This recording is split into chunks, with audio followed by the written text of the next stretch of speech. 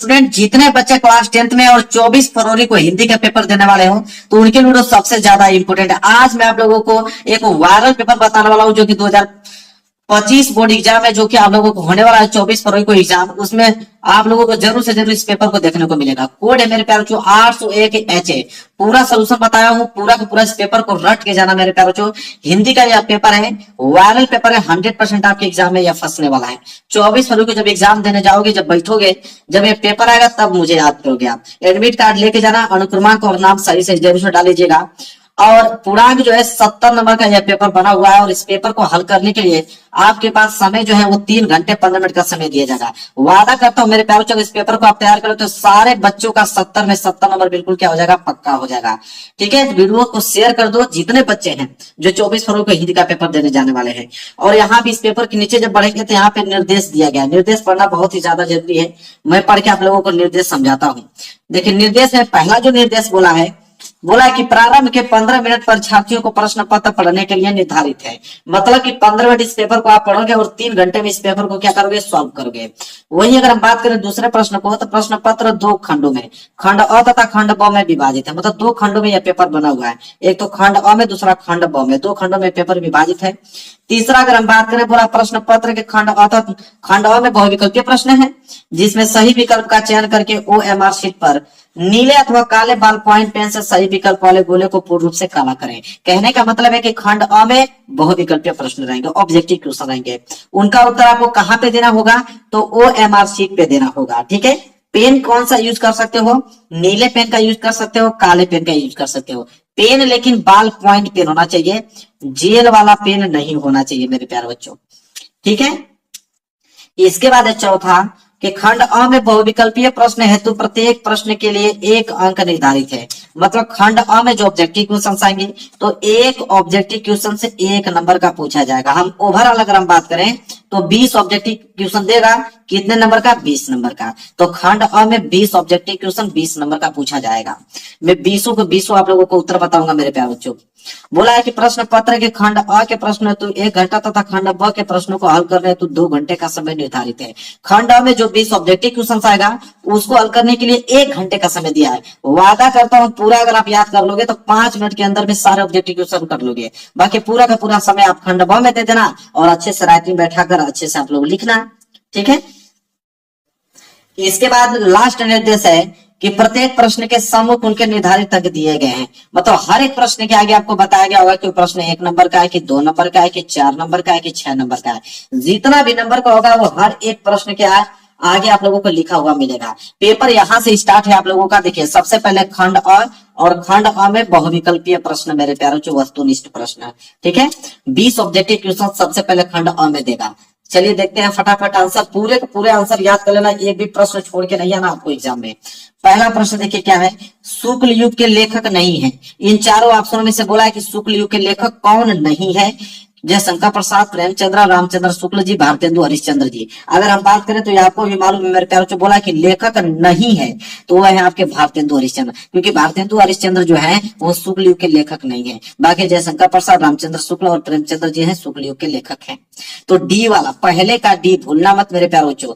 1-2 बार इसकी प्रैक्टिस करके जाना, बस एग्जाम में जाके रंगना है आप लोगों को। पहले का डी जो है इस प्रश्न का क्या हो जाएगा, राइट आंसर भारतेंदु हरिश्चंद्र जी। ठीक है, क्लियर है, कोई डाउट नहीं होना चाहिए। चलिए मेरे प्यारे बच्चों आगे बढ़ते हैं। दूसरा प्रश्न देखिए क्या है, पूस की रात कहानी के लेखक हैं। तो पूस की रात कहानी के लेखक इन चारों ऑप्शन में से कौन है, जयशंकर प्रसाद, प्रेमचंद्र, सुदर्शन, यशपाल जी। तो मेरे प्यारे बच्चों बी वाला ऑप्शन पे रंग के आना है आप लोगों को, प्रेमचंद्र जी, क्योंकि पूस की रात कहानी के लेखक प्रेमचंद्र जी हैं। तो दूसरे का बी जो है बिल्कुल राइट आंसर हो जाएगा। वही अगर हम बात करें अगले प्रश्न की तरफ, प्रश्न नंबर तीसरा बोला कि सिंदूर की होली के नाटककार हैं। तो सिंदूर की होली के नाटककार इन चारों ऑप्शनों में से कौन है मेरे प्यारे बच्चों। ठीक है, तो वह है आपके लक्ष्मी नारायण मिश्र जी। कौन है, लक्ष्मी नारायण मिश्र जी हैं। सिंदूर की होली के नाटककार हैं लक्ष्मी नारायण मिश्र जी। क्लियर है मेरे प्यारे बच्चों। देखो 1 नंबर के लिए भी प्रश्न है। इसके बाद चौथा प्रश्न भी कितने नंबर के लिए, 1 नंबर के लिए है। बोला है कि रूस में 25 मास यात्रा वृत्त के लेखक है। तो रूस में 25 मास यात्रा वृत्त के लेखक कौन है मेरे प्यारे बच्चों, वह है आपके राहुल संकृत्यायन जी। राहुल संकृत्यायन, चौथे का डी जो है बिल्कुल राइट आंसर होगा। ठीक है, आगे बढ़ते हैं मेरे प्यारे बच्चों। 5वां प्रश्न देख लो क्या है, कह रहा है कि माटी हो गई सोना, संस्मरण के लेखक हैं। ये माटी हो गई सोना जो वो संस्मरण है, उसके लेखक कौन है इन चारों अक्षरों में से मेरे प्यारे बच्चों? वह है आपके कन्हैयालाल मिश्र प्रभाकर जी। कौन है? कन्हैयालाल मिश्र प्रभाकर जी। पांचवे का ए जो है बिल्कुल राइट आंसर हो जाएगा। क्लियर है मेरे प्यारे बच्चों? चलिए आगे बढ़ते हैं क्वेश्चन नंबर 6 की तरफ। देखिए क्वेश्चन नंबर 6 क्या है मेरे प्यारे बच्चों? बोला है कि रीति काल को अलंकृत काल किस विद्वान ने कहा था? तो रीति काल को अलंकृत काल, ठीक है, रीति काल को अलंकृत काल किस विद्वान ने कहा था इन चार ऑप्शन में से?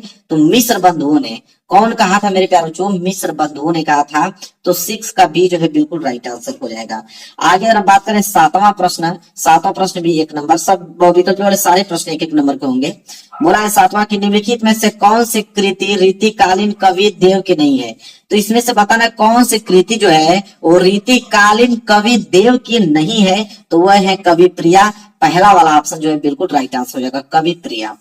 आगे बढ़ेंगे, 8वां प्रश्न देखेंगे। बोला है भारतेंदु युग की विशेषता, उसे हम प्रवृत्ति भी कहते हैं, नहीं है। मतलब इन चारों ऑप्शन में से भारतेंदु युग की विशेषता कौन नहीं है? ठीक है, तो वो है आपके ऑप्शन डी, काव्य भाषा के रूप में खड़ी बोली का प्रयोग। बाकी ये जो 3 है, राष्ट्रीयता की भावना, सामाजिक चेतना का विकास, अंग्रेजी शिक्षा का विरोध, ये जो तीनों है ये भारतेंदु युग की विशेषता है। बस डी वाला ऑप्शन जो है काव्य भाषा के रूप में खड़ी बोली का प्रयोग जो है वह विशेषता नहीं है भारतेंदु युग की। क्लियर है? 1 नंबर के लिए भी प्रश्न पूछा गया था। प्रश्न नंबर 9 देखिए क्या पूछा है। वर्ष 1943 में प्रकाशित तार सप्तक का संपादक किसने किया? ये भी प्रश्न 1 नंबर का है। तो वर्ष 1943 में प्रकाशित तार सप्तक का संपादक किसने किया था इन चार ऑप्शन में से? वह है सच्चिदानंद हीरानंद वत्स्यायन अज्ञेय जी। सच्चिदानंद हीरानंद वत्स्यायन अज्ञेय जी। बी वाला ऑप्शन जो है बिल्कुल राइट आंसर हो जाएगा। पूरा का पूरा याद होना चाहिए मेरे प्यारे बच्चों। 69 नंबर भी मुझे पसंद नहीं है, 70 में 70 तो 70 में 70 नंबर आना चाहिए हर एक बच्चे का। बता देता हूँ, सारे क्वेश्चन आपको याद होने चाहिए। आगे अगर बताऊं 10वां प्रश्न है, राम की शक्ति पूजा किसकी रचना है? तो राम की शक्ति पूजा इन चारों ऑप्शन में से किसकी रचना है? तो पहला वाला ऑप्शन सूर्यकांत त्रिपाठी निराला जी। सूर्यकांत त्रिपाठी निराला जी, पहला वाला ऑप्शन जो है बिल्कुल राइट आंसर हो जाएगा। 1 नंबर के लिए प्रश्न है। 11वां प्रश्न देखिए क्या है, क्या है? हाथी जैसी देह है, गैंडे जैसी खाल, तरबूजे से खोपड़ी, खरबूजे से गाल, उपयुक्त पंक्तियों में कौन सा रस है? मतलब इन पंक्तियों में कौन सा रस का प्रयोग किया गया है? चलिए ऑप्शन देखते हैं, फिर इसका आंसर ढूंढते हैं। तो उस पंक्ति में मेरे प्यारों जो हास्य रस का प्रयोग किया गया था, डी वाला ऑप्शन जो है बिल्कुल राइट आंसर हो जाएगा। वही अगर हम बात करें प्रश्न नंबर 12 देख लीजिए क्या है।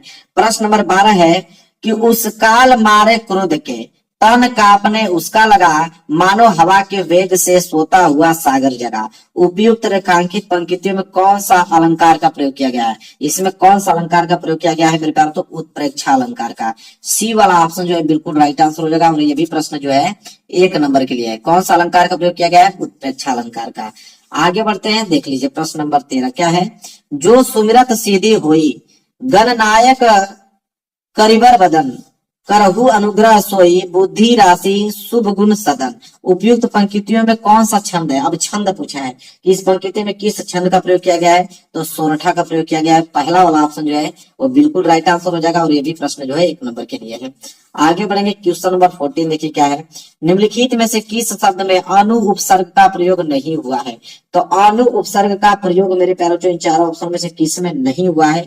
तो वह मेरे प्यारों किस में नहीं हुआ है? अनुत्तीर्ण में। देखो अनु उपसर्ग क्या होता है मेरे प्यारों? जैसे इसे क्या हो जाएगा? अनुधन करण, ये क्या हो जाएगा? अनुधन शासन, ये क्या हो जाएगा? अनुधनवाद, ये क्या होगा? अनुधन तृण। तो तृण क्या होता है? तृण का अर्थ कोई निकल नहीं रहा है, इसलिए अनुपसर्ग का प्रयोग नहीं हुआ है किसमें? सी वाला ऑप्शन में। क्लियर है? चलिए इसके बाद देखिए मेरे बच्चों यहाँ पे 15वां प्रश्न क्या है। नीलकंठ समस्त पद में उपयुक्त समास है। मतलब नीलकंठ में कौन सा समास का प्रयोग किया गया? बहुव्रीहि समास से। तो सिंपल है बी वाला ऑप्शन। नीलकंठ में कौन सा समास का प्रयोग किया गया? बहुव्रीहि समास का। 16वां प्रश्न देख लीजिए क्या है। बोला है कि बादल का पर्यायवाची शब्द नहीं है। तो बादल का पर्यायवाची शब्द नहीं, 1 नंबर के लिए प्रश्न है। पहले ऑप्शन देखते हैं, इसके बाद इसका आंसर ट्रिक करेंगे। बादल का पर्यायवाची शब्द नहीं है। पहला ऑप्शन है निरद, अम्बुद, जलद, जलज। मेरे प्यार जो बादल की अगर हम बात करें तो जलज जो है वो बादल का पर्यायवाची शब्द नहीं है। ठीक है, चलिए इसके बाद 17वां देखिए क्या है। युष्मद मतलब होता है तुम। तो युष्मद मतलब तुम सर्वनाम शब्द का तृतीय एक वचन रूप है। मतलब युष्मद का अगर हम तृतीय एक वचन रूपे देखें तो क्या होगा, तो वो होगा मेरे प्यारे बच्चों त्वा। क्या होगा, त्वया। बी वाला ऑप्शन जो है बिल्कुल राइट आंसर हो जाएगा। ये भी प्रश्न 1 नंबर का है। आगे बढ़ेंगे 18वां प्रश्न। आंधी आई और हम घर भागने लगे, रचना के आधार पर इस वाक्य का प्रकार है, मतलब आंधी आई और हम घर भागने लगे, किस प्रकार का वाक्य मेरे प्यारे बच्चों, तो ये जो है संयुक्त वाक्य है। सी वाला ऑप्शन जो है बिल्कुल राइट आंसर हो जाएगा, संयुक्त वाक्य है मेरे प्यारे बच्चों। आगे देख लेंगे प्रश्न नंबर 19वां। बोला है कि महात्मा बुद्ध ने विश्व को शांति का संदेश दिया, इस वाक्य का वाच्य बताइए, मतलब कैसा वाक्य है। महात्मा बुद्ध ने विश्व को शांति का संदेश दिया मेरे प्यारे बच्चों, तो यह कृतवाच्य है। कैसा वाच्य है, कृतवाच्य है। पहला वाला ऑप्शन जो है बिल्कुल राइट आंसर हो जाएगा।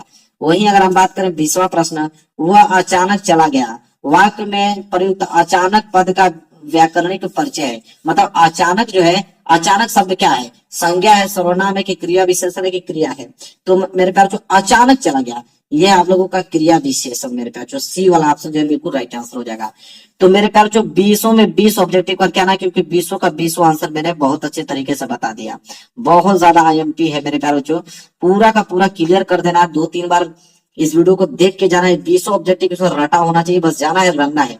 5 मिनट के अंदर में सारे ऑब्जेक्टिव क्वेश्चंस करके आना है मेरे प्यारे बच्चों। तो ये तो खंड अ था। अब देखेंगे इधर मेरे प्यारे बच्चों खंड ब। देखिए सबसे पहले यहाँ से स्टार्ट है आप लोगों का खंड ब, और खंड ब है वर्णनात्मक प्रश्न। कितने नंबर के लिए, 50 नंबर के लिए। प्रश्न नंबर 21वां स्टार्ट है। अब इसमें मेरे प्यारे बच्चों बोला है कि निम्नलिखित में से किसी एक गद्यांश पर आधारित सभी प्रश्नों के उत्तर दीजिए।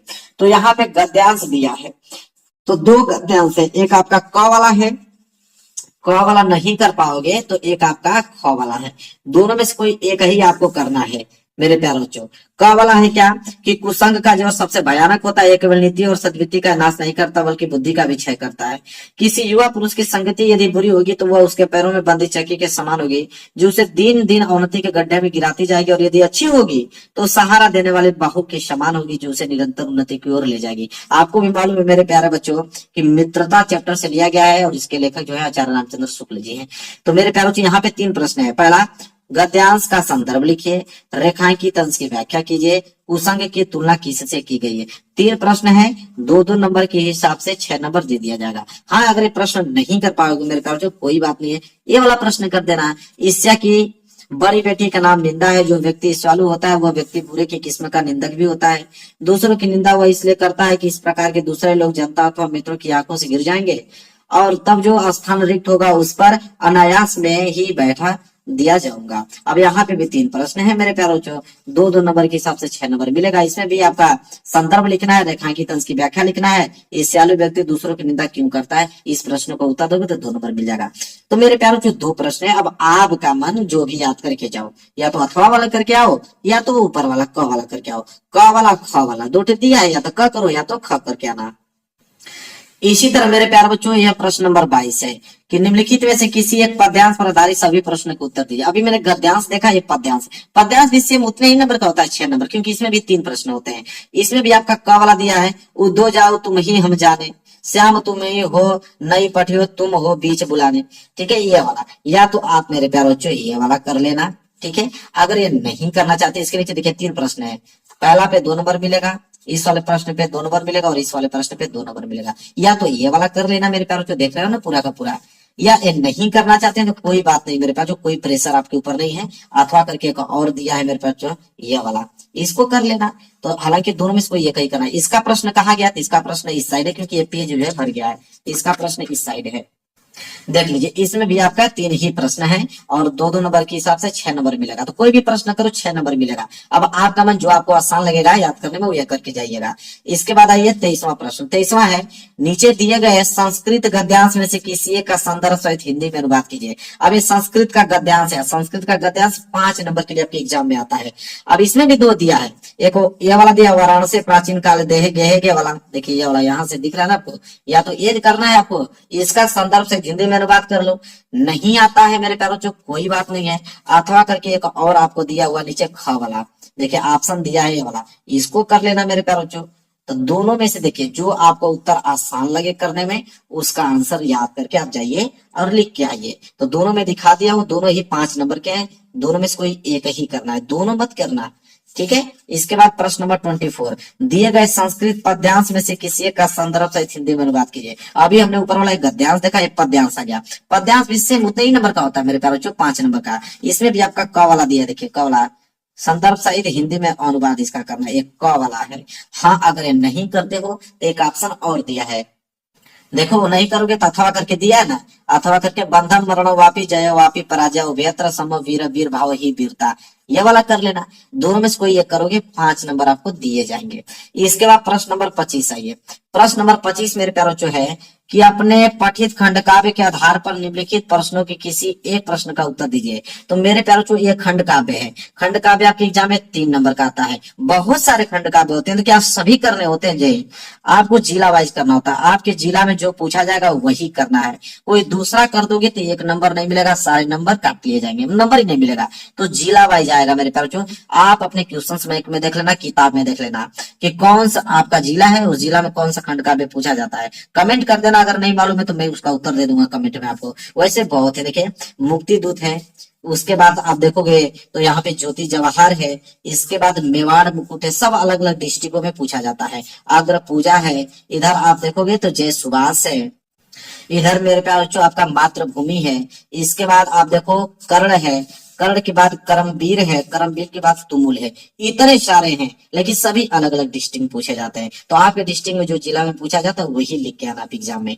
आइए अगला प्रश्न नंबर 26। 26 का क दिया है कि दिए गए लेखकों में से किसी एक का जीवन परिचय देते हुए उनके प्रमुख रचना का उल्लेख कीजिए। और यह प्रश्न 5 नंबर का है। ऐसा कोई लड़का नहीं होगा जिसको जीवन परिचय ना आता हो। जीवन परिचय 4 दिया है, आचार्य रामचंद्र शुक्ल, डॉक्टर राजेंद्र प्रसाद, पद्मलाल पूनालाल बख्शी और रामधारी सिंह दिनकर। इन चारों ऑप्शनों में से, मतलब 4 जो दिए हैं, इन चारों जीवन परिचयों में से किसी एक का ही आपको जीवन परिचय लिखना है।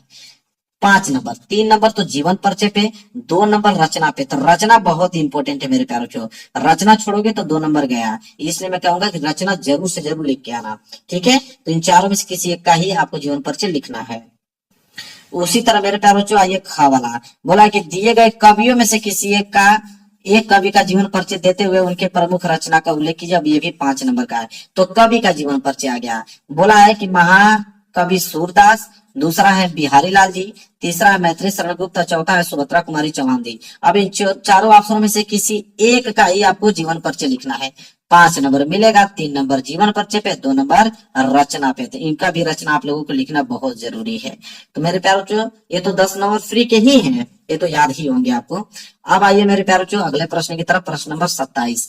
प्रश्न नंबर 27 है कि अपनी पाठ्य पुस्तक में से कंठस्थ कोई एक श्लोक लिखे जो इस प्रश्न पत्र में न आया हो। तो मेरे प्यारे बच्चों कोई 2 श्लोक याद कर लेना है, और इस प्रश्न पत्र में न आया हो, जो आपको मैंने श्लोक दिखाया संस्कृत का पद्यांश, देखो संस्कृत का पद्यांश जो हमने क्वेश्चन दिखाया, तो संस्कृत के पद्यांश को ही हम श्लोक बोलते हैं। तो उसमें दो आपको दिया था ना, 2 पद्यांश, ये नहीं कि वही दोनों में से कोई ना कोई एक लिख दे तो नंबर काट लिया जाएगा। आपको उन दोनों को अलावा कोई दूसरा लिखना होगा, तो 2 नंबर आप लोगों को दिया जाएगा। तो 2 याद कर लेना कोई ना कोई। इसके बाद 28वां प्रश्न है क्या कि आपके विद्यालय के पुस्तकालय में हिंदी की पुस्तकों एवं पत्रिकाओं का अभाव है, इन्हें मांगने का अनुरोध करते हुए अपने विद्यालय के प्रधानाचार्य को पत्र लिखे। मतलब आपके जो विद्यालय में लाइब्रेरी है उसमें कुछ पुस्तकों का अभाव है, कमी है, ठीक है। उनको पूरा करने के लिए, उन्हें मंगवाने के लिए आपने अपने प्रिंसिपल को एक पत्र आप लोगों को लिखना है। अगर ये नहीं कर पाओगे तो अथवा करके एक ऑप्शन आपको दिया हुआ है कि अखिल भारतीय वाद विवाद प्रतियोगिता में प्रथम पुरस्कार विजेता मित्र को एक आपको बधाई पत्र लिखना है। मतलब अखिल भारतीय वाद विवाद प्रतियोगिता हुआ था, उसमें आपके मित्र फर्स्ट डिवीजन आए हुए हैं, उनको पुरस्कृत किया गया है, तो उनको अगर आपको बधाई देना होगा तो कैसे आप पत्र लिखोगे। तो ये पत्र लेखन है आपके एग्जाम में कितने नंबर के लिए आते हैं? 4 नंबर के लिए आपके एग्जाम में पूछे जाते हैं। क्लियर है मेरे प्यारे बच्चों। इसके बाद आगे बढ़ेंगे, देखिए इसके बाद है आप लोगों का प्रश्न नंबर 29। बोला है कि निम्नलिखित में से किन्हीं 2 प्रश्न के उत्तर संस्कृत में दीजिए, और ये 2 नंबर के लिए है। अब यहाँ पे 4 प्रश्न है। जैसे पहला है कि चंद्रशेखर क आसित, दूसरा है विरकेन पूजते, तीसरा वाराणसी नगरी कस्यम नद्यम कुलम स्थिता, चौथा है ज्ञान अकुत्र संभवती। अब इन चारों में से किसी 2 ही प्रश्न का उत्तर संस्कृत में आपको देना है, ठीक है। 2 नंबर आपको मिल जाएगा। तो कोई भी 2 ठे याद कर लीजिएगा और लिख के चले आइएगा, आपको 2 नंबर दे दिया जाएगा। इसके बाद मेरे पास तो लास्ट प्रश्न है, प्रश्न नंबर 30वां। इसमें बोला है कि निम्नलिखित में से किसी एक विषय पर निबंध लिखे, और ये प्रश्न 7 नंबर, मतलब पूरे के पूरे पेपर में सबसे ज्यादा मार्क्स का निबंध ही पूछा जाता है। यहाँ पे 5 निबंध दिया है। अनुशासन का महत्व, प्रदूषण एक अभिशाप, तीसरा है भारतीय किसान, चौथा है सांप्रदायिकता एक अभिशाप, पांचवा है कि जीवन में कंप्यूटर का महत्व है। अब इन पांचों में से किसी एक का निबंध आपको लिखना है, 7 नंबर दिया जाएगा। याद रखें कि जब आप निबंध लिख रहे हो तो पहली हेडिंग प्रस्तावना होनी चाहिए, पहली हेडिंग प्रस्तावना होनी चाहिए, और लास्ट हेडिंग का उपसंहार होना चाहिए। बीच में अगर आप भूल भी जाते हो, बनाकर भी लिख देते हो तो कोई बात नहीं है, लेकिन पहली आपकी प्रस्तावना और लास्ट हेडिंग उपसंहार ये तो होना चाहिए। अगर ये 2 हेडिंग नहीं है तो आपके आधे से अधिक नंबर काट लिए जाएंगे। ठीक है, तो ये काम आपको जरूर रखना है। देखिए यही पेपर है, 30 प्रश्न था, 30 प्रश्नों का उत्तर मैंने बता दिया। 801 HA कोड है। मेरे ख्याल से जब आप जाओगे 24 फरवरी को पेपर देखने के लिए, तो ये कोड का पेपर जरूर आपके सामने आएगा, तब आप मुझे याद करोगे। तो वीडियो को लाइक कर देना, चैनल पर होगा तो चैनल को जरूर सब्सक्राइब कर लेना मेरे प्यारे बच्चों। मिलेंगे एक प्यारे से नेक्स्ट वीडियो में, तब तक के लिए धन्यवाद।